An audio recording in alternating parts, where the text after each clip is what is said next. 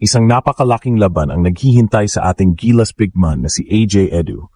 Official na ngang inanunsyo na makakaharap ng kanyang bagong koponan, ang Gunma Crane Thunders, ang powerhouse squad na G-League United bilang bahagi ng 2025 B-League Global Invitational sa darating na September 12 sa Open House Arena.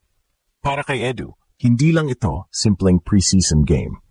Ito ang kanyang unang pagkakataon na magsuot ng Gunma jersey matapos pirmahan ang kontrata nitong off-season. At hindi lang basta debut, G-League agad ang unang makakasagupa. Kumbaga, agad siyang isasalang sa pinakamainit na eksena para subukan ang kanyang kakayahan. Alam natin na hindi ring madali ang journey ni AJ. Sa kanyang unang taon sa Japan, kasama ang Toyama, halos wasak ang katawan. Pero muling bumangon at nakabawi sa Nagasaki Velka kung saan naglaro siya ng halos buong season, 59 games out of 60. Solid ang kanyang stats, 5.6 points, 6.0 rebounds, 1.4 blocks per game at halos lahat ng ito ginawa niya bilang starter. At syempre, sariwa pa sa atin ang kanyang naging kontribusyon sa Gilas Pilipinas nitong FIBA Asia Cup 2025 kung saan nag-average siya ng 8.4 points at halos 9 rebounds. Pinakita niya na hindi lang siya role player, isa siyang haligi ng depensa at energizer sa ilalim. Kaya naman ang laban na ito kontra G-League ay magsisilbing litmus test. Handa na ba talaga si AJ Edu na makipagsabayan sa mga NBA prospects at future stars? Kung magpapatuloy ang kanyang improvement sa katawan at maturity sa laro, hindi malayo na makilala siya bilang isa sa pinaka-solid na import sa buong B-League. Sa sobrang laki ng pagbabago, hindi lang ang Gunma Crane Thunders ang umaasa kay Edu, pati buong Pilipinas ay nakaabang dahil sa bawat tapal, rebound at puntos na kanyang gagawin, dala niya ang pangalan ng Gilas at ang pangarap ng mga Pinoy na makitang sumisikat ang ating mga manlalaro sa international stage. Mga kababayan, isang tanong na lang ang natitira. Sa September 12 laban sa G-League, AJ Edu ba ang susunod na Pinoy na gulat factor sa Japan? Mga kabasketball, hindi na talaga matatawaran ang resilience ng ating Gilas big man na si AJ Edu.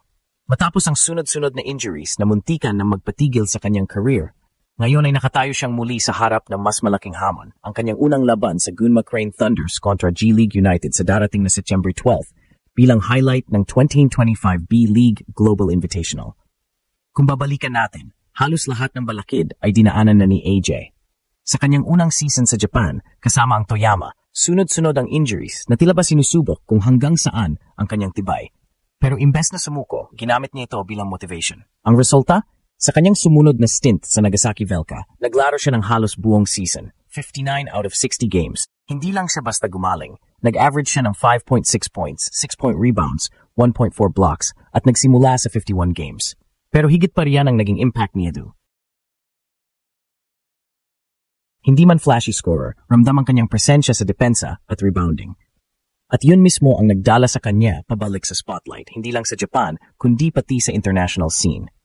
Dahil pagdating sa FIBA Asia Cup 2025, muling ipinakita ni AJ kung gaano siya kahalaga sa Gilas Pilipinas. Nag-average siya ng 8.4 points, 9 rebounds, 1.6 assists at 1.6 blocks sa 5 laro. Patunay na kaya niyang maging consistent contributor kahit sa pinakamalaking entablado ng Asia.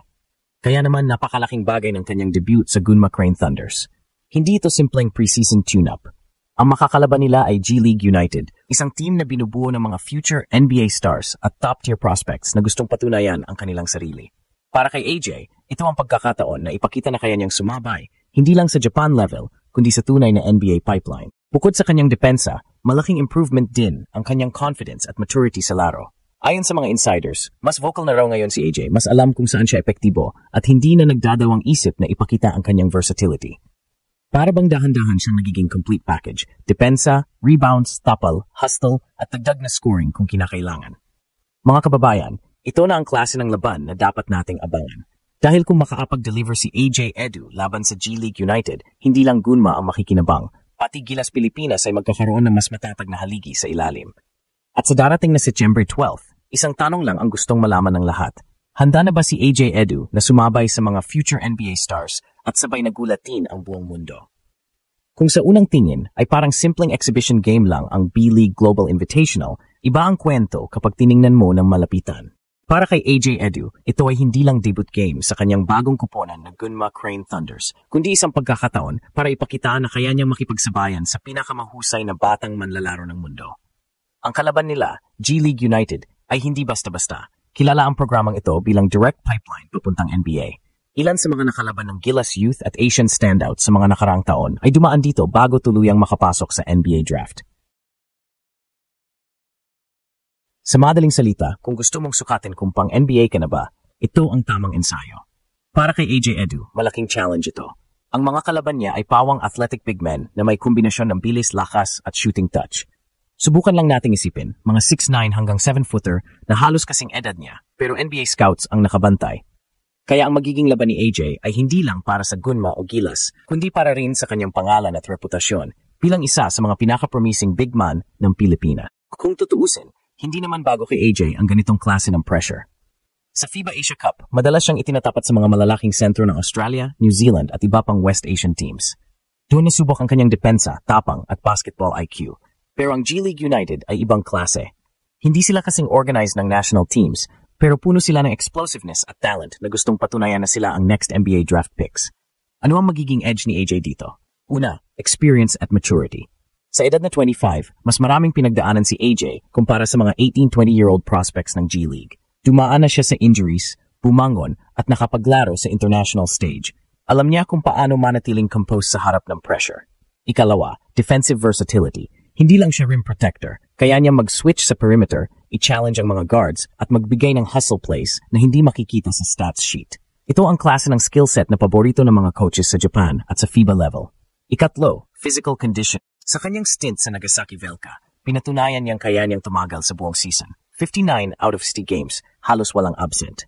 Malaking bagay ito laban sa mga bata ng G-League na baka mabigla sa physicality ng isang gaya ni AJ na sanay na sa pro system. Kung makakapag-deliver siya sa laban na ito, malaking mensahe ang ipapadala niya na hindi lang siya role player, kundi isang big man na pwedeng sumabay sa NBA prospects. At para sa Gilas fans, ito ang klase ng confidence booster na pwedeng dalhin ni AJ sa susunod na international tournaments.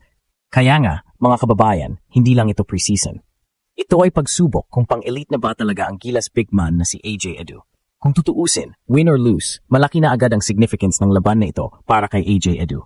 Pero kung sakaling magpakita ang Gilas siya laban sa G-League United, ibang klaseng narrative ang mabubuo. Hindi lang siya magiging solid import sa Japan League, kundi posibleng ma-brand pa bilang NBA caliber Filipino big man, isang titulo na bihirang maibigay.